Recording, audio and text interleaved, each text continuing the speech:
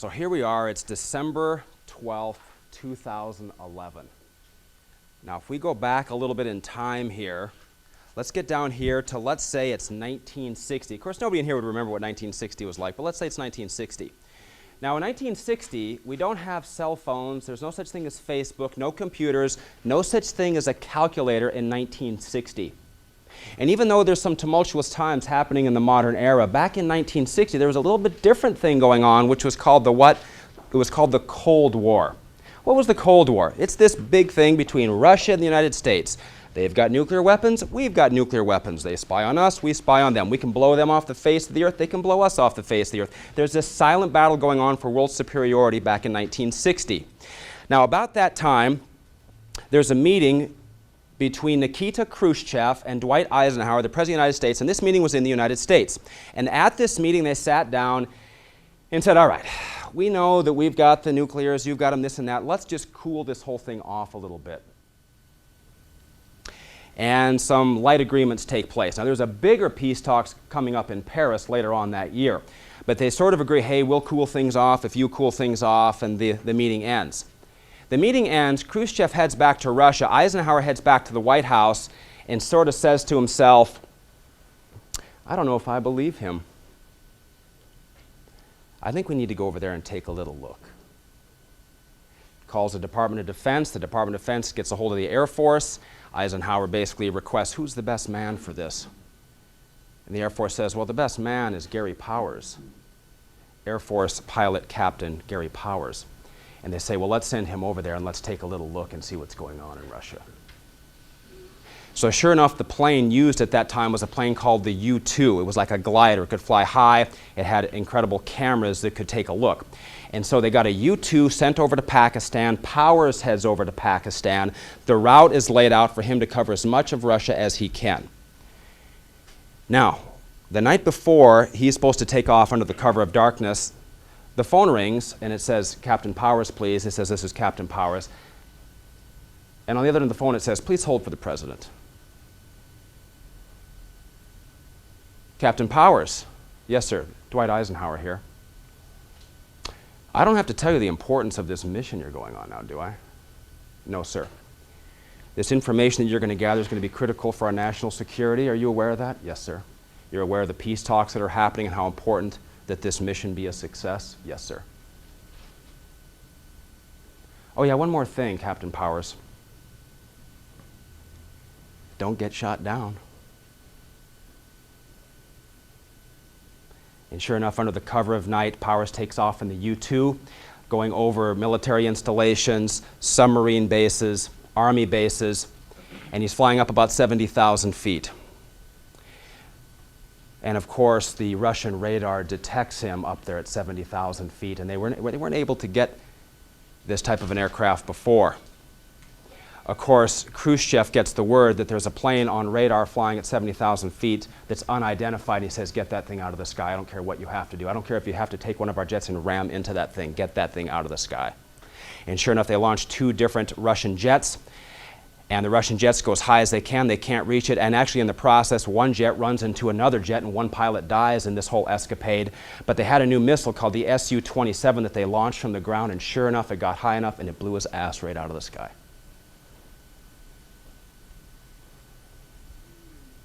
So, phone rings in the United States. Yeah, Khrushchev here. We just got one of your planes crashed here in the Soviet Union.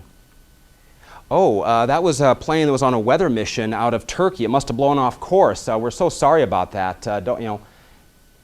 Oh, one more thing, Eisenhower. We have the cameras on the plane, and we also have the pilot in prison. Eisenhower looks like an idiot. The United States looks like an idiot. The mission's failed. It's in the newspapers. It's a disaster. It's a huge disaster. So Eisenhower says, what, this can never happen again. He goes, get the Department of Defense on the line. He said, we need something better than this, okay? We need something better than this for this type of work. And so Eisenhower says, who's the best man for a project like this? And unanimously they say, well, the aeronautical genius is a guy by the name of Kelly Johnson, excuse me. Kelly Johnson works for Lockheed. Now the company is called Lockheed Martin, but in the day it was called Lockheed, and he works in the most secret of departments at Lockheed called the Lockheed Skunk Works. And he says, well, let's get him on the line. Department of Defense gets Kelly Johnson on the line and says, Mr. Johnson, we need to build a new aircraft. Well, what kind of aircraft are you looking for? Well, we're looking for one that will fly extremely fast. Well, how fast would you like it to go? As fast as you can make it go. I see. And it needs to fly extremely high. Well, how high would you like it to go? As fast as you can get it to go. Excuse me, as high as you can get it to go. Is that right? And how much money is the Department of Defense willing to spend on this? As much as it takes. So sure enough, he assembles the top engineers in the United States, and in the middle of the desert, he starts to engineer this aircraft. Now, in the engineering of this aircraft, everything had to be invented. The tools had to be invented. The epoxies had to be invented. The paints had to be invented. The metal alloys had to be invented. Everything had to be invented. You couldn't go and buy stuff for this plane. And by the time he is done, he'd created an aircraft which is more than remarkable. Let me read you just a couple of stats of this aircraft that Kelly Johnson had done. It was finished in 1964, and 29 of them were handmade, and of course everything was actually impossible to create in the beginning. It was impossible to do. It holds all speed records.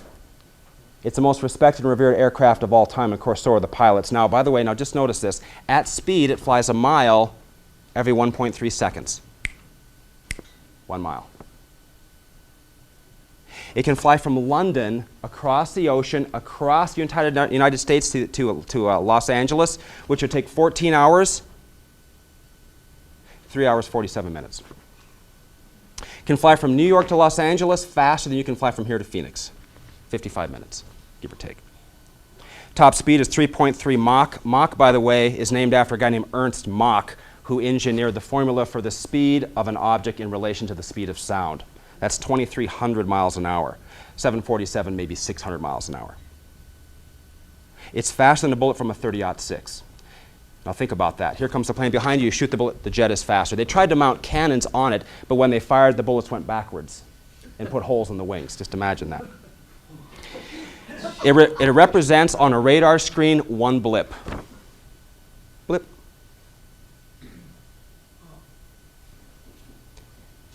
It gets so hot that the plane expands a half a foot. The pilots wear astronaut suits. It holds 80,000 pounds of a kerosene-based fuel that's injected with nitrogen, so when it's at speed, the fuel itself just doesn't explode under the extreme heat. Of course, the entire plane is basically a bunch of honeycomb cells that hold fuel. The faster it flies, the more fuel efficient it gets. See, with a jet like this, it has a turbofan engine, like most aircraft do, but at high speeds, the fan blades are in the way. And they had a problem. They had to say, we got to get off the ground with an engine like that, but at high speed, that engine won't work anymore. So they engineered, again, an impossible thing, and it was a special engine design where after it got off the ground, this cone sucked in and diverted the air around the blades and turned the engine into what's called a ramjet, where it compresses the air, they inject the fuel, and the higher the speed is, the faster the air goes through and the faster the plane can go. Incredibly fuel efficient, which is why it can fly halfway around the world. The glass is actually quartz that's 2.5 inches thick, otherwise it'll melt. Paint has tiny iron balls for heat and radar deflection. The air refueling, the drops, it afterburns, takes about 20 minutes to get to 75,000+ feet in Mach 3. Of course, there's no computers, no faxes, no cell phones, no CAD, no robotics, all handmade. Flew over 3,500+ missions. That's a mission every 3 days for 25 years solid. Still takes the best pictures. It's just a little bit too expensive to run compared to satellites. No country could ever duplicate it. Here's a quick story on this by one of the pilots, Colonel Brian Shull, and he says this. Scores of significant aircraft have been produced in the 100 years of flight, by the way. What does this have to do with chiropractic? Pretty much nothing, but it has everything to do with you. Scores of significant aircraft have been produced in the 100 years of flight, but the SR-71, also known as the Blackbird, stands alone as a significant contributor to the Cold War victory and the fastest plane ever, and only 93 Air Force pilots ever steered the sled, as we called our aircraft. The SR was the brainchild of Kelly Johnson, the famed Lockheed designer. After the Soviets shot down Gary Powers in 1960, Johnson began to develop an aircraft that would fly 3 miles higher and 5 times faster than the spy plane, the U-2, and still be capable of photographing your license plate. I came to the program in 1983 with a sterling record and a recommendation from my commander, completing the week-long interview and meeting Walt, who was to be my co-pilot for the next 4 years. He would ride 4 feet behind me, working all the cameras, radios, and electronic radar jamming equipment. I joked that if we were ever captured, that he was the spy and I was just the driver. He told me, just keep the pointy end going forward. On a typical training mission, we'd take off out of the desert near Sacramento, refuel over Nevada, accelerate up into Montana, make a big U-turn, obtain high Mach over Colorado, turn right over New Mexico, speed across the Los Angeles Basin, run up to Seattle, turn around and come back to Sacramento. Total flight time, 2 hours, 40 minutes. One day high above Arizona, we're monitoring the radio traffic in the valley below, just cruising along on a training mission, monitoring all the radio traffic from the mortal planes down in the valley. First, a little Cessna comes in. It says, hey, he asked the air traffic controllers to check his ground speed. The air traffic control says 90 knots. Thank you. Then a Bonanza, a little twin-engine plane, Sud made the same request. 120 on the ground was the reply. To our surprise, a Navy F-18 fighter jet came over the radio asking for a ground speed check. And the guys up in the SR going, what? That guy's got $1 million of electronics. He doesn't have to ask anybody how fast he's going. He's just trying to show off to all the little bug smashers down in the valley. And sure enough, Rusty 52 we show you at 620 on the ground. The situation was too ripe. I heard the click of Walt's mic button in the rear seat. In his most innocent voice, Walt startled the controller, saying, this is Air Force SR-71 at 80,000 feet requesting a speed check. Jesus Christ. Aspen 20, we show you at 1,982 on the ground. Roger that. Our instruments show closer to 2,000 on the nose. Well, your instruments are probably better than ours. Good day, sirs. Didn't hear another communication all the way to the coast. The Blackbird always showed us something new, each aircraft possessing its own unique personality. In time, we realized we were flying a national treasure.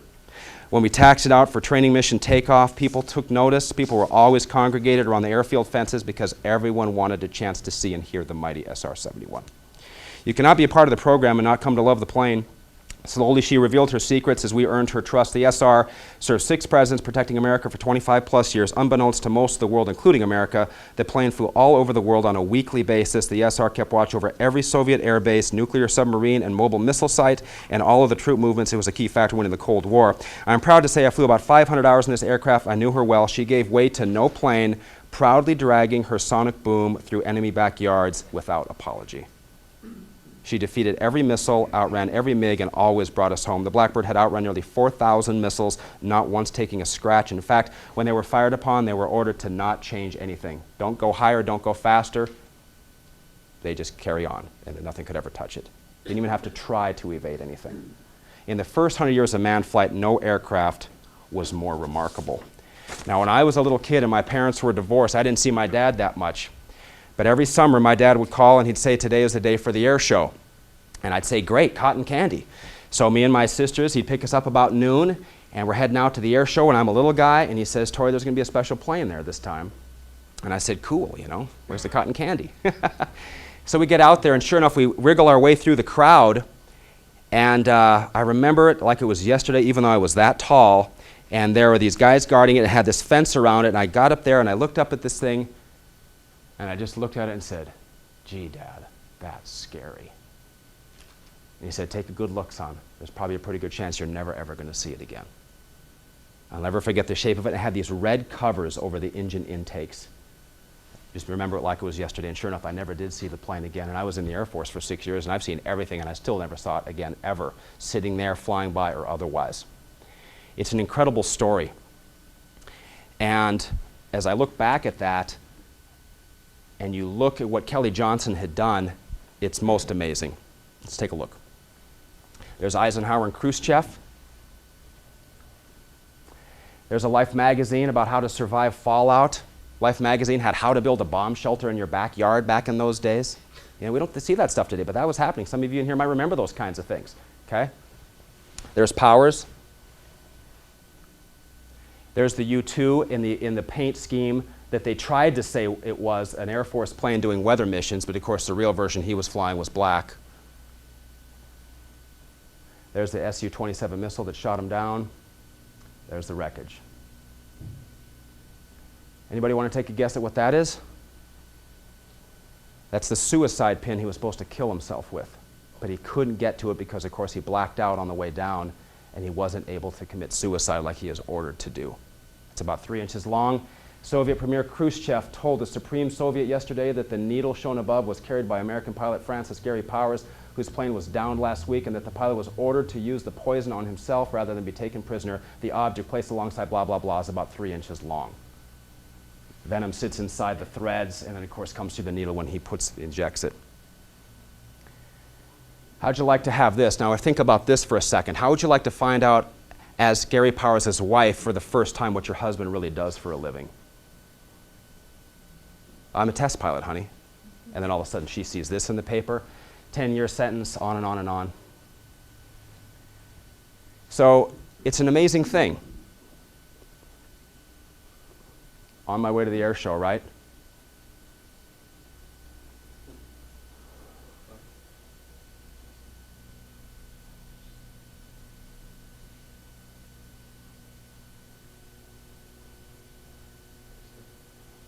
Look at those engines.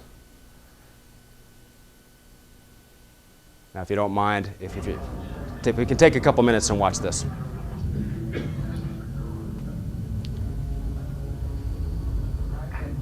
58 engines, big enough to power the Green Mary, launch its 140,000-pound body to the edge of space.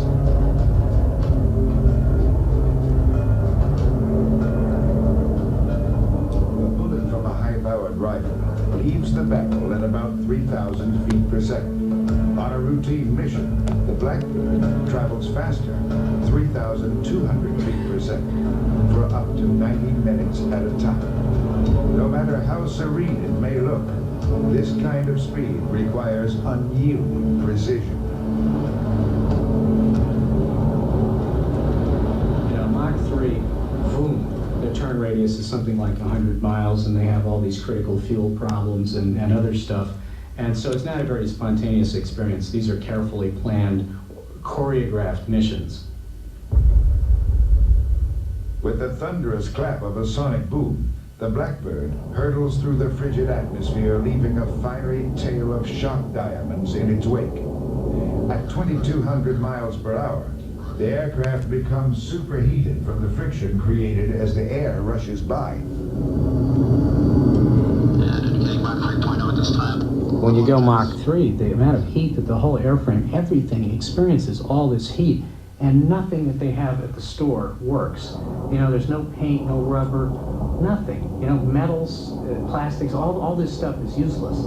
And they just had to go through so many contortions to make every single part of the plane tolerant of these extreme temperatures. Temperature affects everything on this airplane. The average person probably is not cognizant of that fact, but the faster you go, the hotter things get. The Lockheed jet is 9/10 titanium, and when they build it, the CIA uses a phantom company to buy the material from the world's largest supplier, the Soviet Union.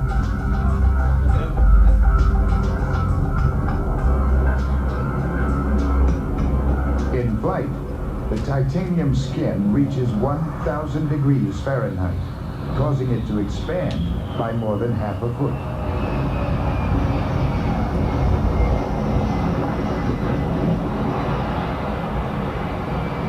This heat-induced expansion posed a real challenge to the Skunk Works team. When in design they found that the aircraft was heated and then cooled, then the titanium skin would buckle and not return to shape. And they found by longitudinally corrugating the wing and fuselage parts of the aircraft, then the aircraft would go through the heating cycle, cool back down, and return to shape. One of the puzzles of extreme heat was never really solved. Sealants for the fuel tanks. They never came up with a polymer that would seal the joints in the skin panels that hold the fuel in, so the blackbirds sit on the ground and weep. That seems silly. You can look, oh, these stupid guys back in the 60s didn't know what they were doing. There's still no plastic, you know, that can get to 700F and not turn into burnt hot dog oxide. Once at altitude, the heated skin stretches, sealing the aircraft's fuel cells. In its 30 years of service, only 150 aviators have qualified to fly the SR. It is an elite fraternity. Prior to every Blackbird mission, 36 hours are devoted to prepare men and machine for flight. One of the most valued traits is maturity. Lieutenant Colonel Mike Finan is 43. All who enter the program must meet one fundamental requirement. They must be married. Lean forward, sir. Most importantly, they must be physically fit. At altitude, even a simple toothache can lead to blackouts. 1, 2, 115. Coming down, sir.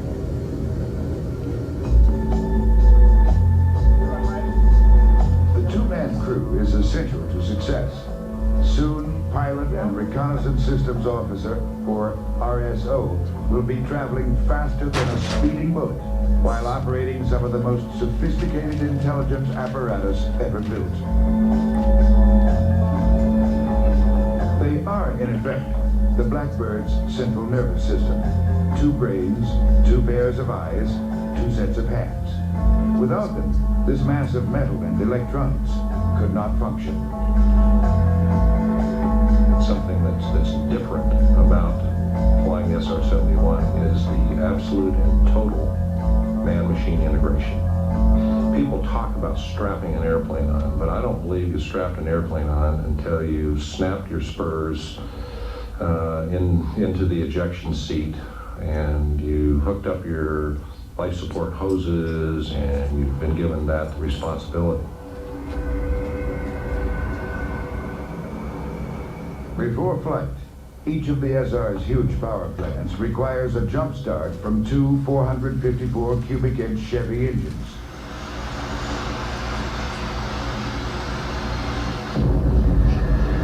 The whine is deafening, and the steaming tarmac reeks of JP-7 seeping from the plane's unsealed fuel tanks. So much fuel is lost prior to launch that the Blackbird takes off with nearly dry tanks.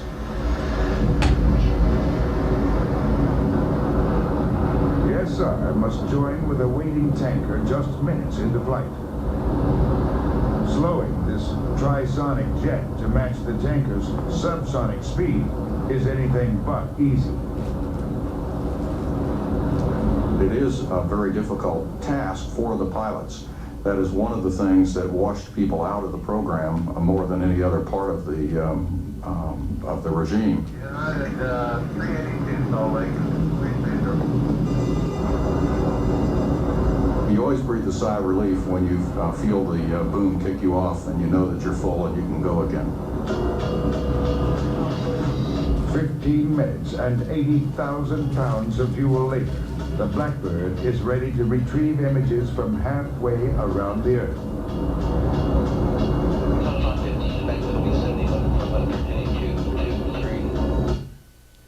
All right, so here's Kelly Johnson. So here's the question. There's Kelly Johnson before he passed away. Did Kelly Johnson deliver? Kelly Johnson got the call. Did Kelly Johnson deliver? Oh, he delivered. Unequaled since. Now, a new patient calls you. A new patient calls your office, something we take for granted. A new patient calls your office. They've never been there before. They're a little bit uncertain. They're not quite sure what's going to happen. Do you deliver? Do you deliver? Is that new patient experience just perfect? Is that office visit experience perfect? Is that re-exam day perfect? Okay? Is that report of findings tight, solid, sharp, focused, powerful, loving, honest, with vision? is that re-sign process where we give that patient a chance to continue care into the future. How powerful, how strong, how prepared are you for that? A chiropractor only does 5 things, on 5 different people. There's only 5 plays. It's either a new patient, it's a report of findings, it's an office visit, it's a re-exam, it's a re-sign. You only do 5 things. And there's only 5 different people. It's a car wreck, it's a work injury, it's a cash person, it's an insurance person, it's a Medicare person. That's it. You got 5 different people, you got 5 plays. That's it. And mastery of that is the key to success in chiropractic, if you want to deliver.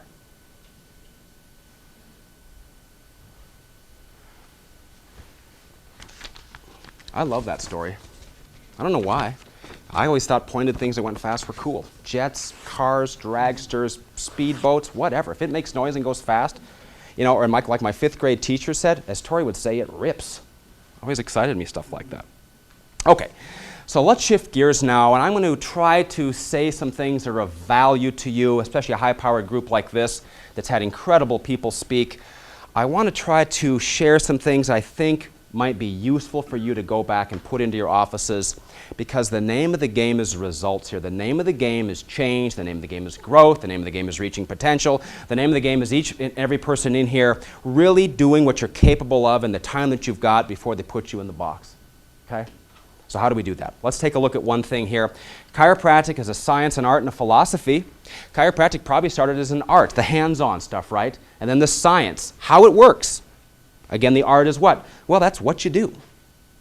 And of course, the philosophy is why you do it. We'll come back to that in a couple seconds. Science, art, philosophy. On the science side of things, running a successful chiropractic practice, it's part science. And in that science, one thing that I suppose I've invented, maybe I haven't invented it, but it's something that I use, I recommend everybody use, and it's the starting point. Here's an example. If someone has a race car and they come to me and say, I want my race car to go faster, and I say, well, how fast has it gone? Well, I'm not quite sure. Okay. Well, I want to grow my practice. Well, what are your bests so far? What's the most visits you've seen on a Monday? What's the most you've collected in a day? Your most visits in a week? Most collections in a month? Most new patients in a week? New patients in a month? Maybe you like to see kids. How many kid new patients in the month? How many kid visits did you have in a certain day? I don't know. Well, how can we grow if we don't know where we're starting from? I mean, it's so simple. So let me pass this out, and let me keep one for myself, and just take a look at this. Whip those around.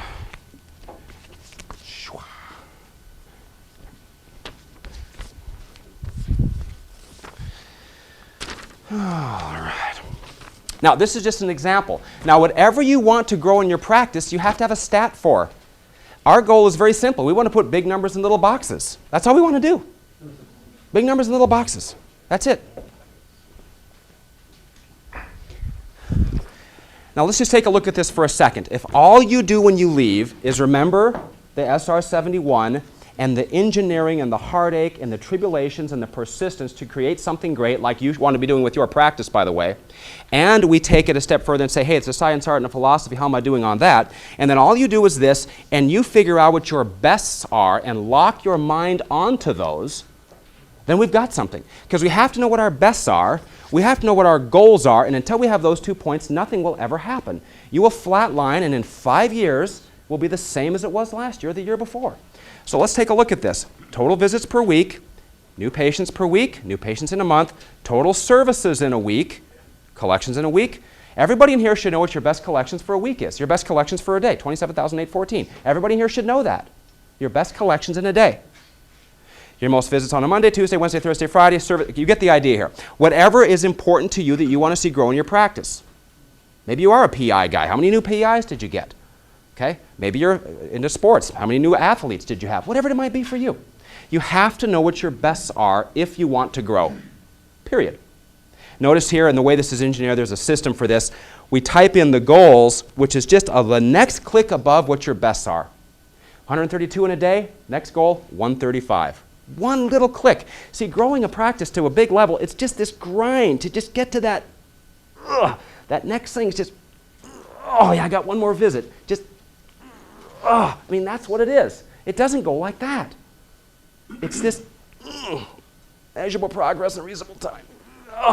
You see what I'm saying here? So after 5 or 10 or 15 years, you've really got something. Versus, I got 200 visits a week and flatlined. Okay? And then you give up down the road because life starts to beat you up. Okay? So your bests And then what is that next goal? Every single Monday, and what I would teach, you sit there and you stare at this thing and you imagine yourself writing a new best in the box. In fact, you take it one step further in our psychological training. You imagine outside of yourself, watching yourself sit at your desk and watching yourself write a new number in the box. Okay? Because if you can see it, you can have it. But never before then.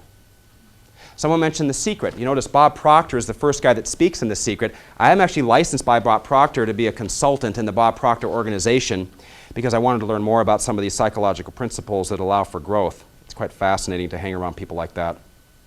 But anyway, bests. Enough said on that? Questions? Yes? No? Okay. So we have the concept of our bests, our goals, and of course our stats. People want to grow. You got to hook some stats up. Stats on a practice are like gauges on a race car. You got to know, you have to have some stats. But the stats system has to promote growth, because you can just rip off a piece of cardboard and write down the numbers of what you did, but that's not the purpose of stats. The purpose of stats, and when stats are really done to their high level, and I should have brought an example to show you, 1 month is on one sheet of paper, and when you walk in on a Monday, you can see what happened last Monday, and you lock your mind onto the number for that day. Every single day, your mind has to be locked onto a number, and your mind has to be locked onto a number for every week. Period. And everybody in your office needs to know what that is. You should be able to call anybody's office in here on a Monday and say, what are you locked on to today? 105. Great, see you later. Well, I'm not quite sure. Oof. And you wonder why you don't grow. We have to, our mind has always got to be locked onto a number. That's the only thing the universe really understands with precision is numbers. So you got to get into number form. What's the number? And then, of course, what's the number for the week? And by the way, in setting goals, you should already know how much you want to collect in 2013. You should already know that Christmas in 2012 is going to be on a Wednesday, which is kind of goofy, but that's what it is. We got to think way ahead for these things. If I want to collect $1 million a year, which I was writing on a napkin in a restaurant, I'm a $1 million a year chiropractor, I'm a $1 million chiropractor, I love people, I serve people, I adjust people, I deserve to collect $1 million a year. That takes time.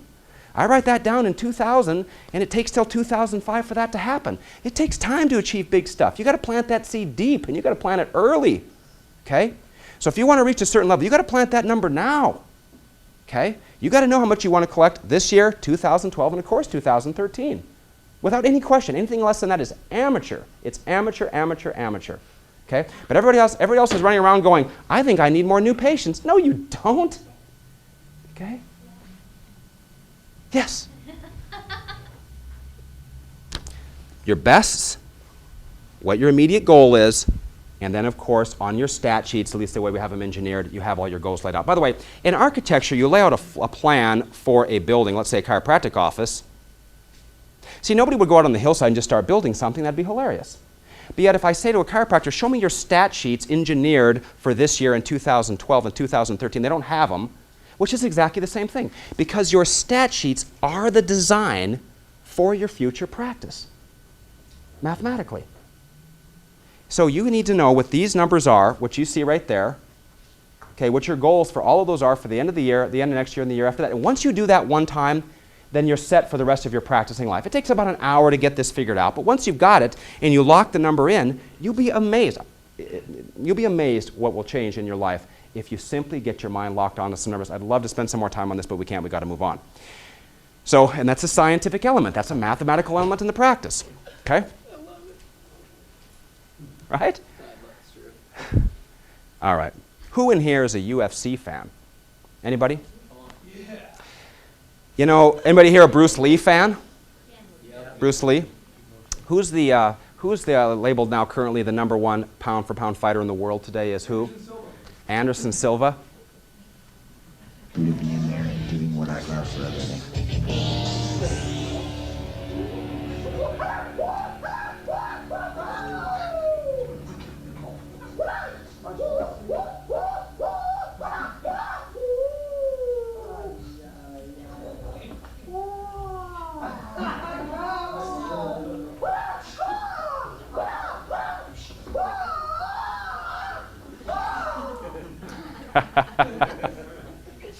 He is amazing, though, isn't he? Anybody who's watched him fight, you don't have to know. You don't have to care anything about fighting to not be amazed by greatness when you see it in any sport or in any endeavor.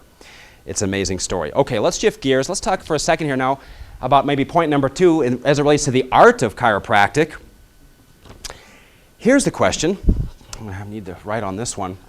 In the art of chiropractic, that's what you actually do with your hands. What do you do in your office?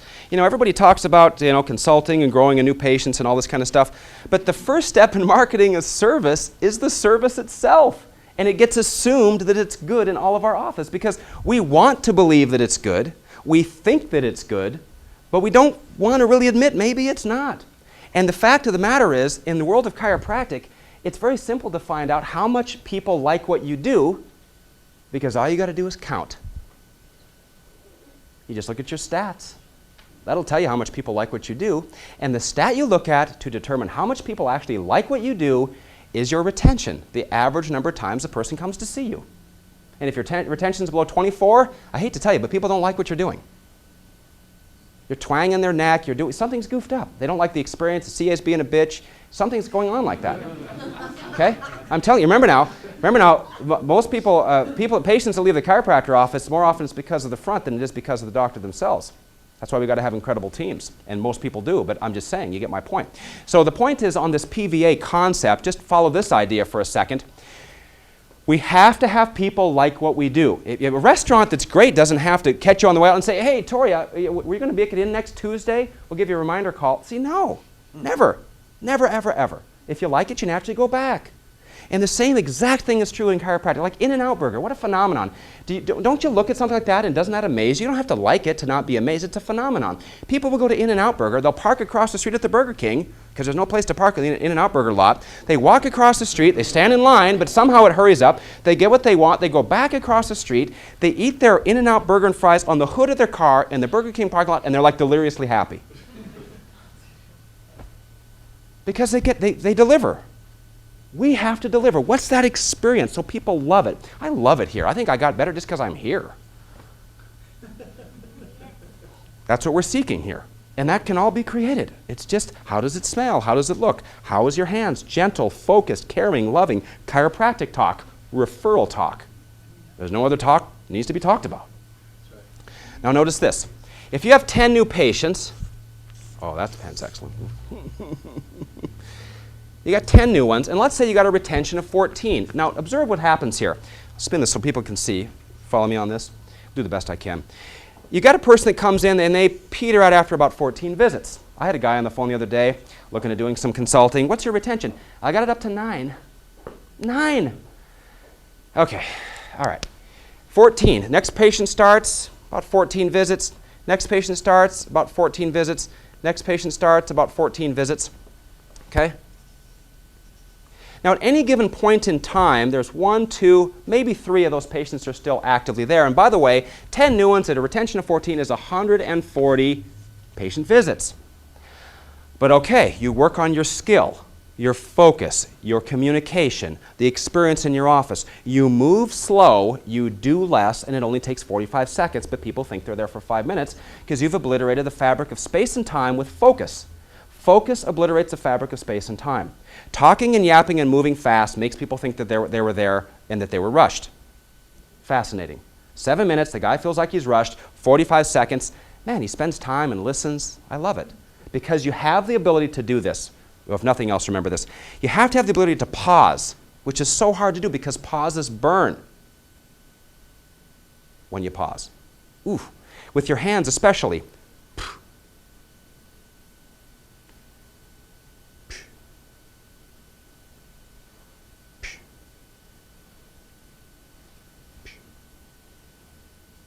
That was perfect, Sherry.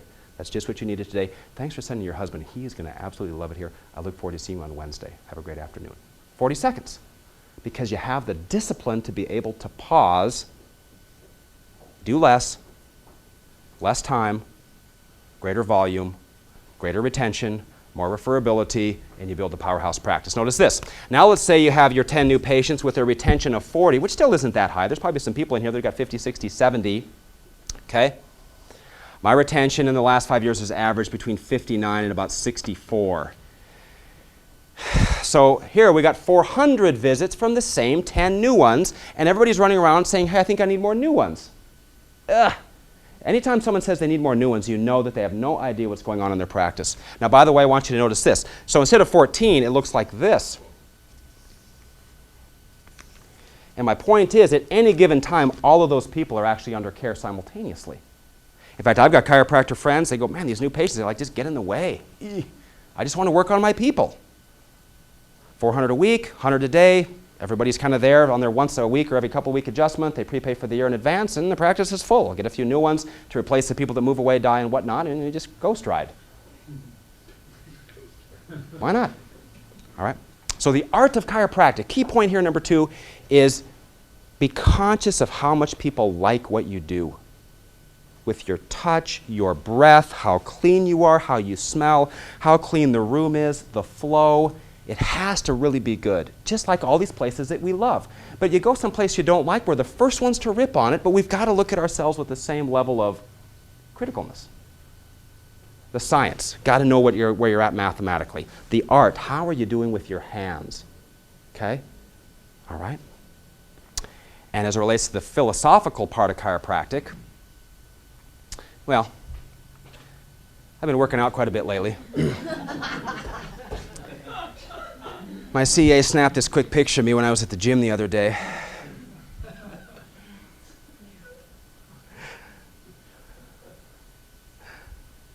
I wanted to put Matt's head on there, but I couldn't get it in time. Thank you. This is one of the funniest videos in the history of the universe. Maybe some of you have seen it. Let's see what we can learn from this.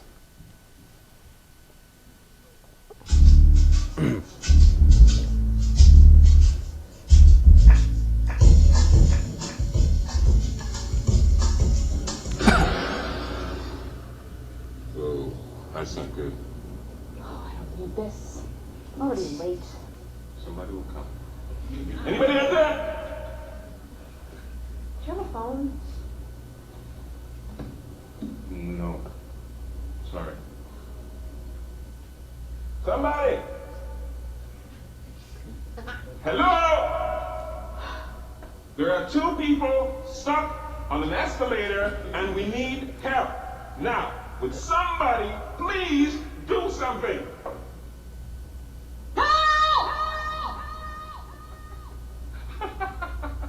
I don't believe this.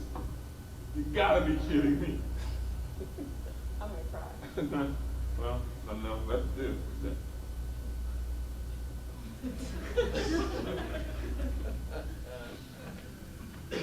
Isn't that amazing?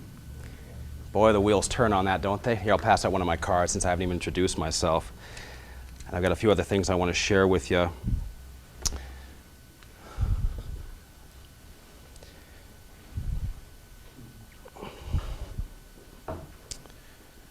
You bet. Hopefully we got enough there. All right, one other thing here too is I'm going to give away some audio sets.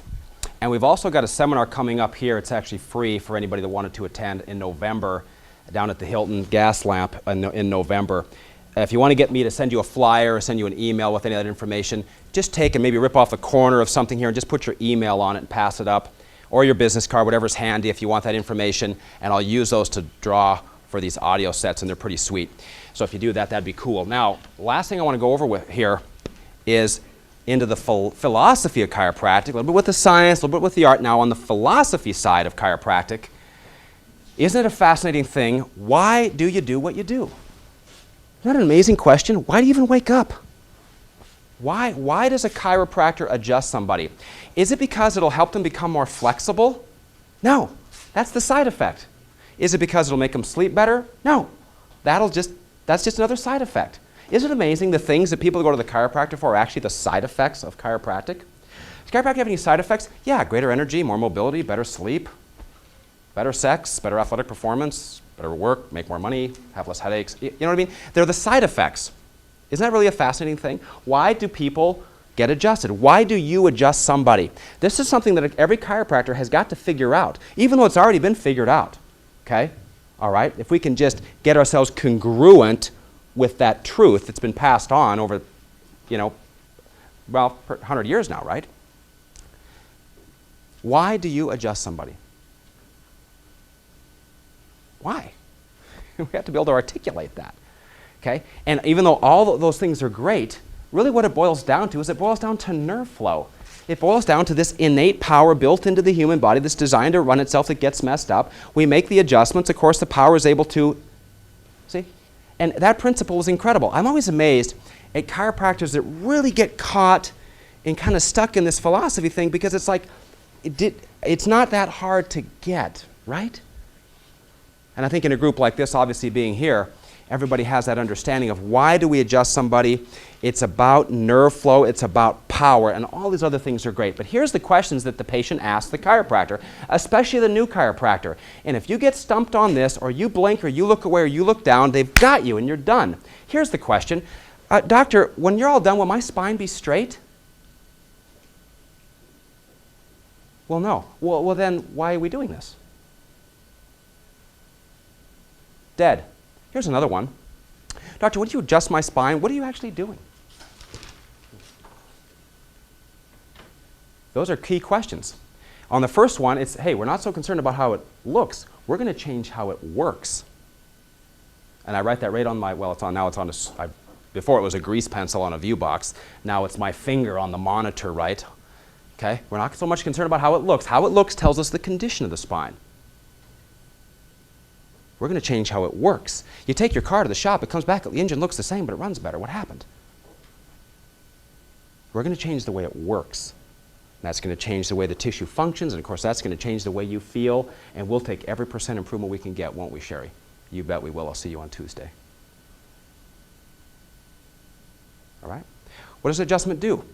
Well, of course, it's going to improve mobility, which is going to improve circulation, which, of course, is great. It's going to reduce the arthritis and all this kind of stuff. But really, Sherry, the most important thing here is it stimulates nerve flow. It's about nerve flow.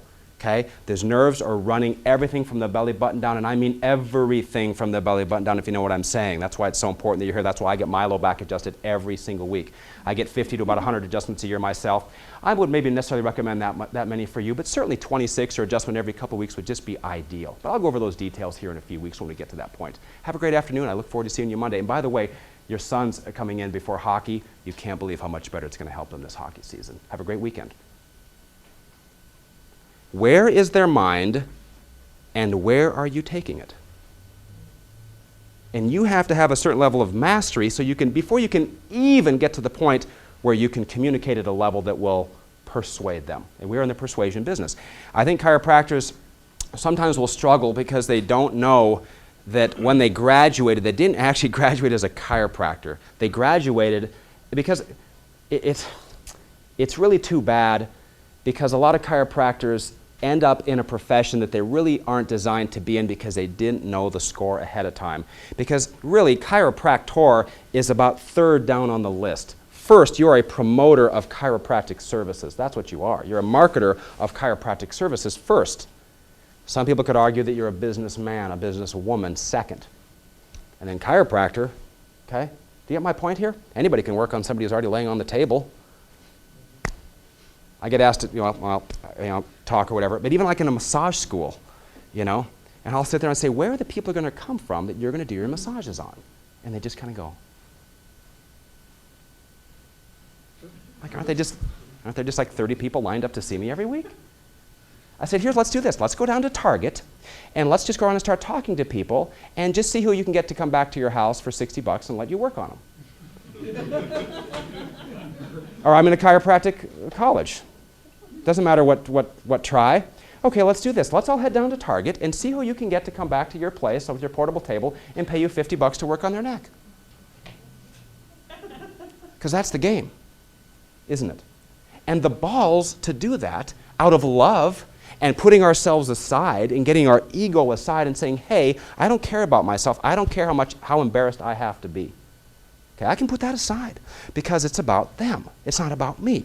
So once I realize, hey, I'm going to get some people that are going to slam the door. Fine. Famous sermon in the Bible. I've read the sermon. It doesn't seem too outlandish. Sermon's over, and some of the people mocked and scoffed. You know why? Because they're the mockers and scoffers. And some of the people were perplexed. Why? Well, some people are just perplexed. Some people didn't quite know what was going on, but a handful of them believed. Now the key is nowhere in the story did the guy chase down the mockers and scoffers to try to change their mind.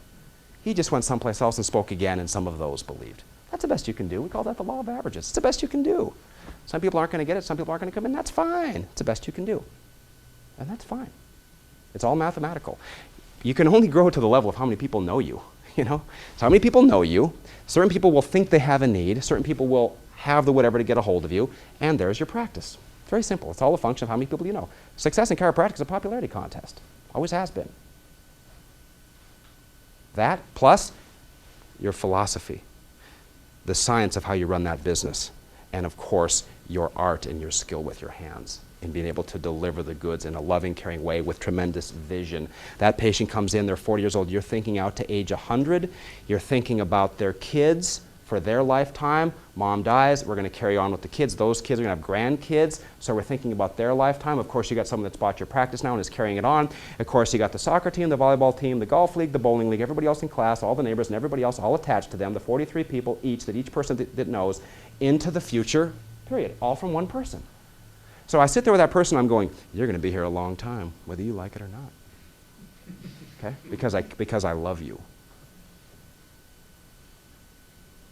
See, how far out does your beam go? You know, are you just kind of going, oh yeah, I just try to get them in. Okay? So that vision, science, philosophy, art, the vision, the focus, the love, and all those things are what build a powerhouse practice.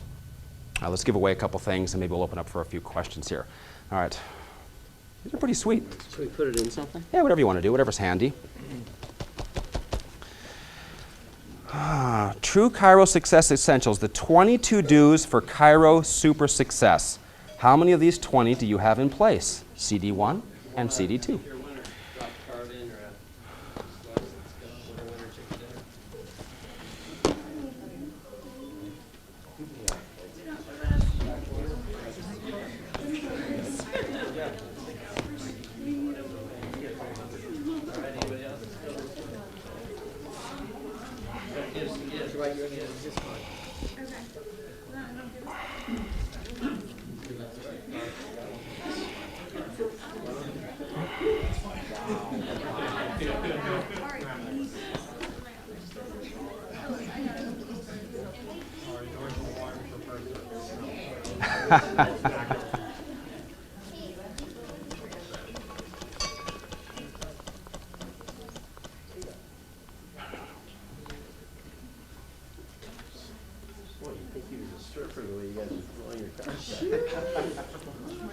Anybody else? Kids, students, come on. Wait, that's my card. What are you doing? Mine now. Okay, here we go. I get a poll? Why not? I need a lovely assistant. Okay, I'll do it. Okay, so the first one here is what I've called Pro Chiro Talk. This is a 2 CD set with that's you know, it has like the gentle music that has chiropractic affirmations to program the mind for chiropractic success. On the second CD here, I explain the importance of this. See, the forces against us are great, so we have to program our mind for success. This is critical. I will do one very quickly here, although normally on this I want to take about 2 hours, but just this concept that might be of value to you, which was actually invented by a chiropractor in San Antonio, Texas. And it's this, just very quickly.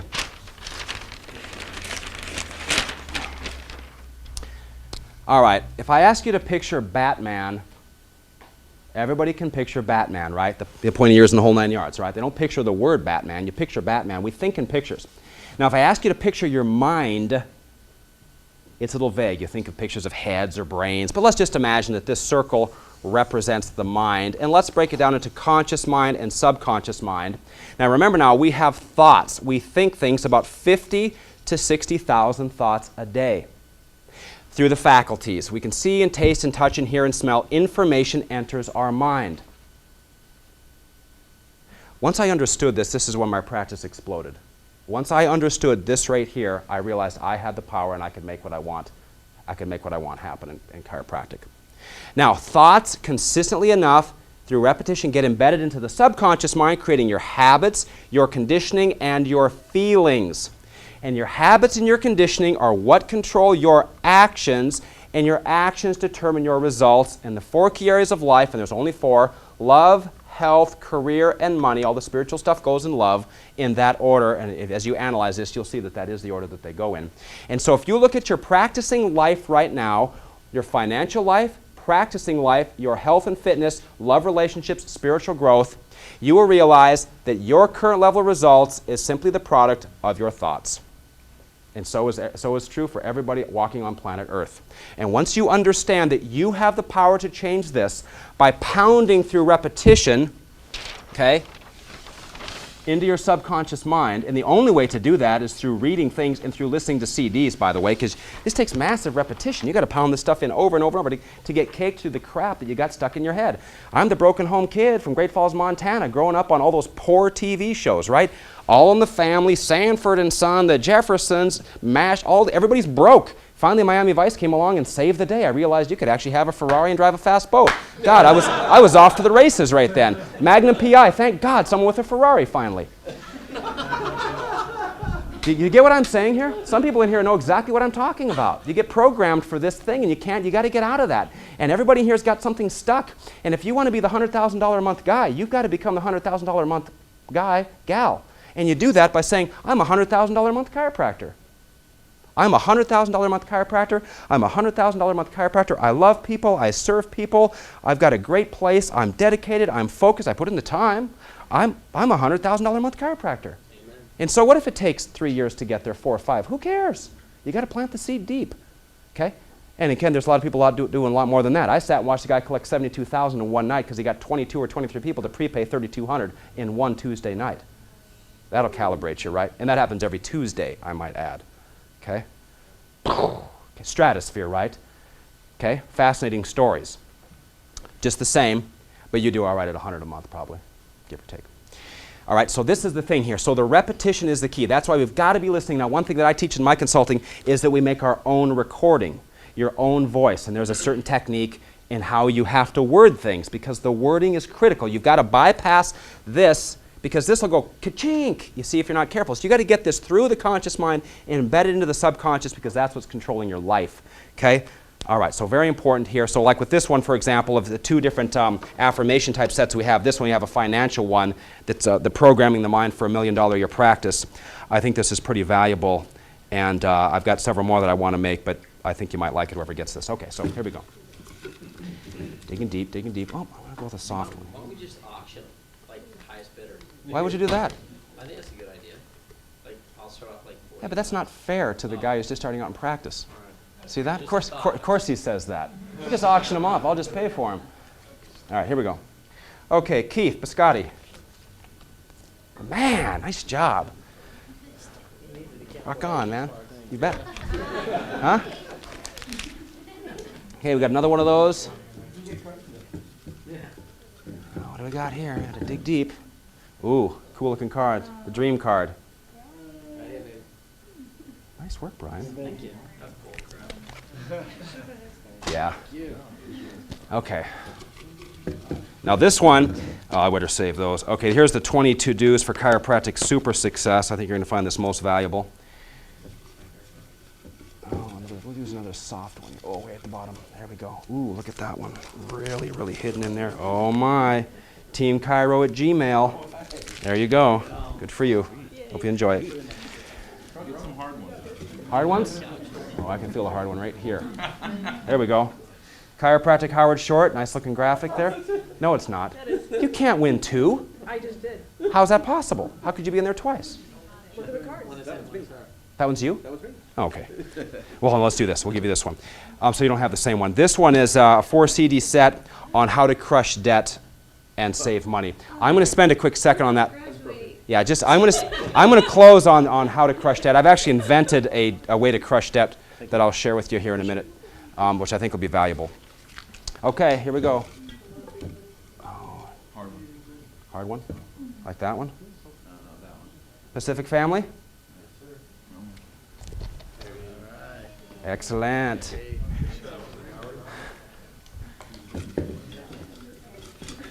Hard one or a soft one? Soft one, come on now. Hard rounded edges, rounded edges. Hard rounded edges. Digging deep here. Hard pour, not soft pour. What? I mean, Oh no, Riley? All right, there you go. Life of Riley. Excellent, you bet, man. Okay, very quickly here, and we'll wrap this up because I think this will be of instrumental importance along with the best. And this concept here, invented by Thurman Fleet, San Antonio chiropractor back in the 40s, explaining the above-down, inside-out concept to his patients. We want to have an above-down, inside-out practice also. All right, last thing, here is how you pay off any debt or student loans. Okay, and in the work I do, this is something I spend a lot of time on because in the world of chiropractic consulting, this never gets talked about, usually because the people teaching it, well, they don't teach it because they don't know it. But we're going to go over it right now because this is your future right here because you can't retire on patient visits. And by the way, at the end of the calendar year, the number that really counts is the amount of money you saved. And I'm telling you right now, if your student loans aren't paid or on their way and you're not saving your age, you should be calling me immediately when you wake up tomorrow morning. You're not saving your age. If you're 44, you should be saving $44,000 a year. 28, $28,000 a year. 67, $67,000 a year. That works at any age that you start that at, by the way. At 5 years after you're out, you should already be accelerating your student loans and have $50,000 saved. 10 years out, your student loans should be gone and you should have at least $100,000 to $150,000 saved. 15 years in practice, you should have $500,000 saved and certainly no student loans. And 20 years in practice, you should be a cash millionaire and certainly no student loans.